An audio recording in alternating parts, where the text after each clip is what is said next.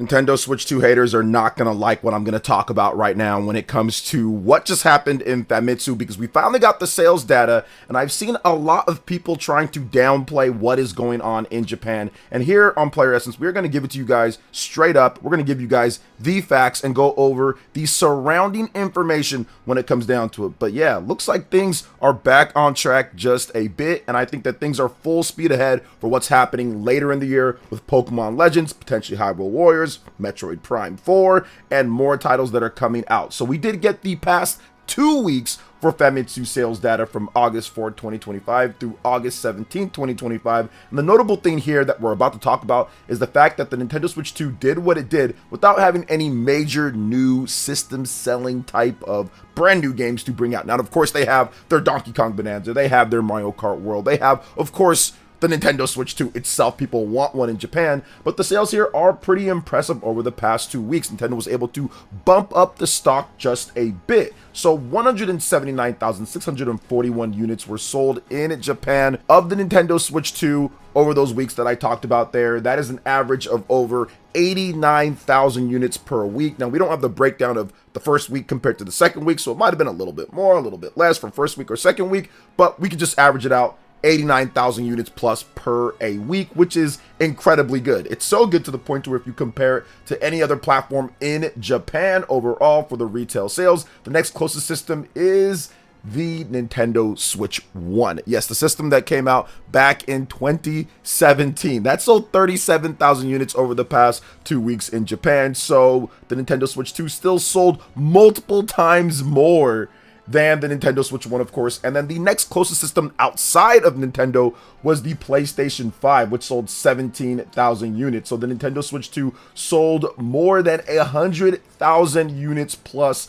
over the next, I would say, competition, quote unquote, in Japan. So this is something that some of the people out there, kind of like hack YouTubers, fake Nintendo Switch 2 sales analysts, people that are out there just kind of grifting to try to get views, we're trying to say that, oh, the sales are fading in Japan, the sales are not doing as well, look, it's lower than before, oh, they're not averaging as much, Donkey Kong isn't saving it. All of this stuff that is essentially a lie, basically to push whatever they want to push for whatever they're angry about. But the facts are this, guys. These are what's actually happening. You got to compare what's happening with the Nintendo Switch 2 with other systems in addition to what it's actually doing. And the numbers show that the Switch 2 is doing considerably better than any other platform in Japan by a country mile. Mario Kart World back at the top of the charts with 144,000 units, plus Donkey Kong Bonanza number 2 with 60,000 units plus, and then the rest of it is pretty much all just Switch 1 games, as well as one more Switch 2 game, Super Mario Party Jamboree Nintendo Switch 2 Edition plus Jamboree TV. So what does this actually mean? That's great that they're selling, that's great that they're making money, but what does this mean for the actual players out there, the actual gamers like myself and you? Well, it means probably more support coming through when it comes to other Japanese developers. They are looking at the Nintendo Switch 2 and they're saying, okay, this system is going to be the dominant system in Japan. So you're going to see a lot more support earlier. So for example, we talked about Trails in the Sky, getting the Nintendo Switch 2 version and getting a free upgrade essentially because it's only $1 from the Nintendo Switch 1. That's the type of support that the Nintendo Switch 1 back in 2017 did not get from Falcom. Or even the other announcement here today that we're going to talk about, Ease 10 Proud Nordics. That is a Nintendo Switch 2 and PC release only at first here in the West. If they didn't have confidence in the Nintendo Switch 2 when it comes to what it can do and how it was selling, that would not be a Switch 2 console exclusive in the West, and they would not be porting over all of these games as fast when it comes to some of the AA games and even some of the bigger AAA games that we've seen. Hogwarts Legacy, Cyberpunk, Sonic Cross Shadow Generations. These are the type of things that we had to wait for quite a bit when it came to the Nintendo Switch 1 because they did not have confidence in the system sales. But with the Nintendo Switch 2, it started off incredibly hot. They knew that it was going to do well, and you're going to continue to see developers actually plan games, especially in Japan, because of these incredible sales. You cannot ignore 179,000 units selling 10 times plus over what PlayStation 5 is doing and selling considerably better, obviously, than the old Nintendo Switch 1 at this point. So that's why the sales are important. That's why it's going to continue being important. And I think that the Nintendo Switch 2 sales are only going to go up as you look at what's happening on Amazon Japan and people are getting ready for Pokemon Legends ZA. But we're going to talk about Pokemon Legends ZA and a brand new mega finally revealed. But before we get into that, please make sure you hit that like button, subscribe if you're someone new, and click that notification bell to get my vids as soon as they drop. Now let's go ahead and jump into Pokemon Legends ZA, because this was a pretty big reveal that has the internet somewhat divided on what is happening. So Mega Victory Bell, old school. You guys know I love me some Gen 1 Pokemon. So the Pokemon Company and Game Freak have released a new trailer and found footage style video for Pokemon Legends ZA, introducing the Mega Victory Bell, a new Mega Evolved Pokemon making its debut. Here are the official stats on it. It's a category of Flycatcher Pokemon. The type is Grass Poison. The height is 14 foot 9 inches, and its weight is 276 pounds, 276.7. Can't forget the 0.7 on there. The volume of this Pokemon's acid has increased through the Mega Evolution, filling its mouth. If it's not careful, the acid will overflow and spill out. Pokemon Legends ZA is due out for the Nintendo Switch 2 and Switch 1 on October 16th. There's also a Nintendo Switch 2 bundle that is going to fly off of store shelves, especially in Japan. So they released 2 of these videos, and they were pretty interesting when it comes to the horror vibes. And once again, the internet is a little bit divided on this Pokemon. It looks kind of derpy. The vine is wrapped around its mouth at the top. That's essentially kind of like choking it a little bit. And it's just looking super weird. It's like upside down face, mouth at the top, and then the eyes kind of underneath. I mean, it looks like it makes sense, but then it doesn't at the same time. But overall, yeah, it's a Pokemon. It's a Mega Pokemon. And this gets people really tilted one way or another when it comes down to it. It seems like people, you either love it or you hate it. Me, I don't really care as much for the design. I want to see what the Pokemon can do and how good the Pokemon is. I love Pokemon X and Y. I love Mega Evolving. I think it's really cool. And Victory Bell was not one of my favorite Pokemon just to begin with. I thought it looked kind of silly, and that's just kind of how Pokemon is. There's a lot of silly looking Pokemon, even in Gen 1, Gen 2, Gen 3. And this just kind of takes the design of Victory Bell and makes it even sillier, because it was already kind of a weird design in the first place. So it just kind of follows up on that. But yeah, it's kind of weird. It's like a big bag that's full of something, right? Like it's full of water or gold or coins, and then it just kind of like spills out. So it makes sense to me overall. And yeah, it looks pretty crazy. So I can understand how some people don't like it. I can also understand how some people like it. But here's what I do like overall. This is something that I know is going to be pretty cool. This game is shaping up to be fun. Like I've seen and I've been covering Pokemon Legends ZA. I've been watching the Gamescom footage, the Pokemon Worlds footage. And yeah, while it's not the best overall graphically, like I get that people have issues with that and some of the animations, the gameplay looks like it's going to be tons of fun. And the most important thing, like I've talked about and kind of harped on multiple times, is that the actual performance of the game is going to be good. So no more, 30 FPS with multiple dips and hitching all over the place like we saw with Pokemon Sword and Shield, and like we saw even worse with Pokemon Scarlet and Violet. So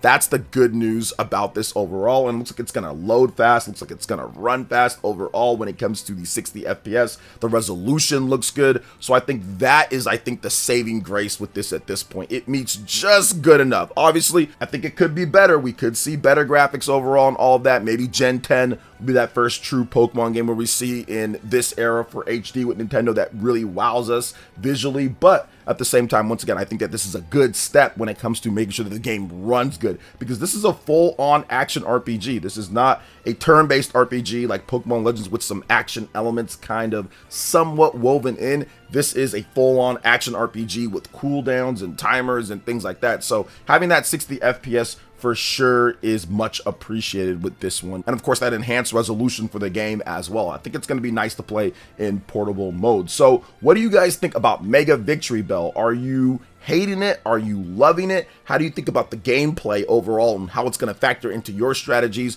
and how you fight in Pokemon Legends ZA?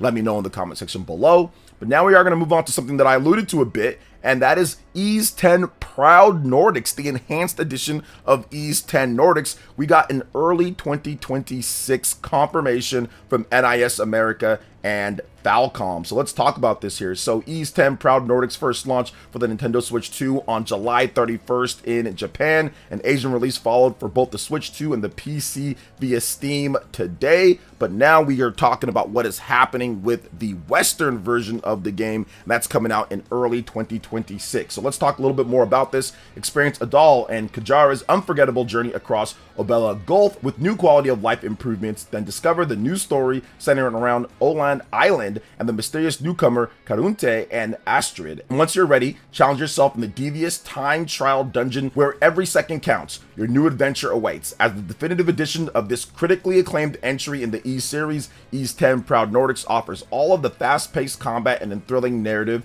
of the original release, with new mechanics, high difficulty dungeons, and a brand new storyline seamlessly integrated throughout the game. After a tense encounter at sea, the young red-haired adventurer Adal and the proud Norman Kajara find themselves bound together by the shackles of mana and by the looming threat of an undying horde known as the Greiger, who seek to pillage the vibrant Obela Gulf aboard their ship, Sandris. Adal and Kajara gather a trusty crew of friends and allies as they go head-to-head with the Greiger in one unforgettable journey. Key features, new adventures, Isle of Mystery, an ocean of experiences await, a lot of new cool things added into this game. And like I stated before, with the Nintendo Switch 2 doing so well and them banking on it, you're going to see stuff like this where they say, hey, look, it's just Nintendo Switch 2 and PC here in the West. They're confident within that system sales in order to do that. And there's also going to be a 120 FPS mode for the Nintendo Switch 2 version of the game. So this is actually the first game that's not maybe like a 2D platformer or a smaller type of game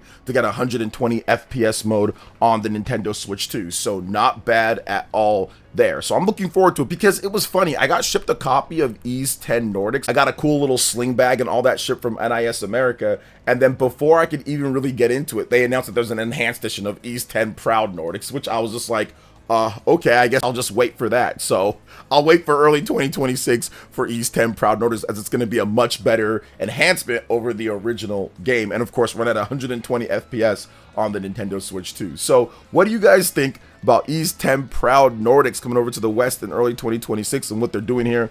Let me know in the comment section below. But now we are going to move on to Hollow Knight Silksong and what is going on overall here. They had a lot to say in the recent Hollow Knight Silksong special presentation, but we do have an official confirmation of the release date and systems, of course. So Hollow Knight Silksong will officially launch for the PlayStation 5, Xbox Series, Nintendo Switch 2, PlayStation 4, Xbox One, Switch, and PC via Steam, GOG, Humble Store, and Microsoft Store on September 4th. Developer Team Cherry has announced it'll also be available via Game Pass. And here are the new key features in the game. Discover a whole new kingdom, explore cold forests, mossy grottos, glided cities, and misted moors as you ascend to the shining citadel at the top of the world. Engage in lethal acrobatic action, wield a whole new suite of nimble moves as you dance between foes in deadly beautiful combat, craft powerful tools, master an ever-expanding arsenal of weapons, traps, and mechanisms to confound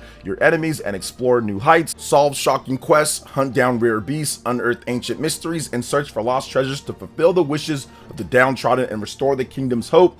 Prepare for the unexpected. Face over 150 all-new foes, beasts and hunters, assassins and kings, monsters and knights. You must defeat them all with bravery and skill. Experience a stunning orchestral score. Hollow Knight's award-winning composer Christopher Larkin returns to bring melancholy melodies, symphonic strings, and heart-thumping, soul-strumming boss themes to the adventure. Challenge Silksong's Soul Mode. Once you conquer the game, test your skills in an all-new mode that spins the game into a unique, challenging experience. So, Hollow Knight Silksong, one of the most anticipated games of all time when it comes down to it. Team Cherry did reveal the reason why it took so long, and they essentially just said, look, it kept on getting bigger and bigger and more stuff, and they're a small team, so it just took that long, considering they wanted to put all sorts of stuff and just make it just as big, if not way bigger, than the original Hollow Knight, while adding a bunch of new content, features, and mechanics. So it essentially just took that long. And they were able to get it done because Hollow Knight sold over 15 million units. So they were still getting sales of Hollow Knight while Silksong was in development, so they didn't necessarily need to press to get the game out overall, and they didn't have a bunch of shareholders or big massive publisher telling them, hurry up, get the game going. So they were able to take their time. Yes, it took a long time. Yes, the communication was terrible. Yes, there was a lot of issues overall with that, but ultimately it ends up working, as Hollow Knight Silksong has a September 4th release date, which was much sooner than I thought that it would be, because I thought it would be October launching with the ROG Ally X system, but it's going to be September 4th. That is right around Daemon X Machina Titanic Scion. So we got two big games in the first week of September. So that's not bad at all. I'm looking forward to playing the game myself. I do like Hollow Knight, and I think Silksong looks just as good, if not better, in many ways. And of course, based off all these key features here, it looks like it's going to have a lot of great content packed in, and of course, replay value. So what do you guys think about everything here when it comes to the Nintendo Switch 2 and what we talked about, the news roundup? Let me know in the comment section below. All right, guys, that wraps it up for this video here. Thank you so much for watching. I do appreciate it. Please make sure you hit that like button, subscribe if you're someone new, click that notification bell, and check out my other Nintendo Switch 2 RPG content and more right here on screen. Thanks for watching, and we'll catch you guys for the next one. Peace.